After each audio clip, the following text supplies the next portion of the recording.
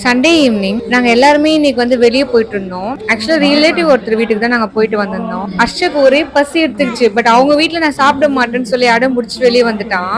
சரி இதுக்கு மேலயும் பசி தாங்க மாட்டா குழந்தை அப்படின்னு சொல்லிட்டு தான் இந்த ஸ்ரீ ஆரிய பவனுக்கு தான் கூட்டிட்டு வந்திருந்தோம். இங்க வந்தது என்னடா வேணும்னு கேட்டா அவனோட ஃபேவரட் பூரி தான் வேணும்னு சொல்லி அடம் முடிச்சான். நாங்க கூட எதுக்கு நைட்டு நேரத்துல ஹெவியா இவனுக்கு எண்ணெயில போட்டுதான் சொல்லிட்டு வேணான்னு யோசிச்சோம். அப்புறம் அவன் ரொம்ப கேட்கவே சரி பூரியே வாங்கி கொடுத்துட்டோம். பட் அந்த சன்னா வச்சு ஊட்டக்கூடாது அம்மா, எதுவுமே இல்லாம வெறும் பூரி மட்டும் ஊட்டணும் அப்படின்னா. அந்த மாதிரிலாம் சாப்பிட்டா ஹோட்டலுக்காரங்க திட்டுவாங்க, உன்னை இங்கேயே உட்கார வச்சுப்பாங்கன்னு சொல்லி ஏமாத்துதான் உன்னை ஊட்டவே செஞ்சோம் அவனுக்கு. ஆக்சுவலா நானும் என் ஹஸ்பண்ட் எதுவும் சாப்பிடல.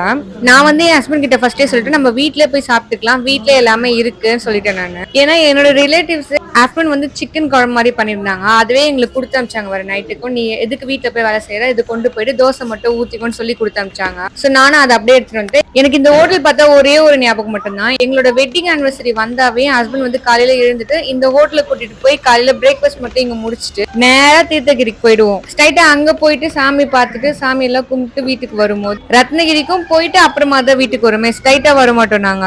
ஆஃப்டர்நூன் லஞ்ச் வந்து எங்கேயும் சாப்பிட மாட்டோம். ஸோ கோவிலுக்கு போயிட்டு வந்ததான் ஸ்ட்ரைட்டா வீட்டுக்கு தான் வருவோம் நாங்க. அந்த மாதிரி கோயிலுக்கு போயிட்டு ஸ்ட்ரைட்டா வீட்டுக்கு வந்தோம்னாக்கா நம்ம கடவுள் கிட்ட வேணும் எல்லாமே நடக்கும் அப்படின்றது எனக்கு ஒரு நம்பிக்கை. ஸோ நான் எங்கேயும் போக மாட்டேன், நேரம் வீட்டுக்கு தான் வருவேன். நீங்களும் என்ன மாதிரி தான் யோசிப்பீங்களா இல்ல வேற எதுனா இருக்கா உங்களுக்கு?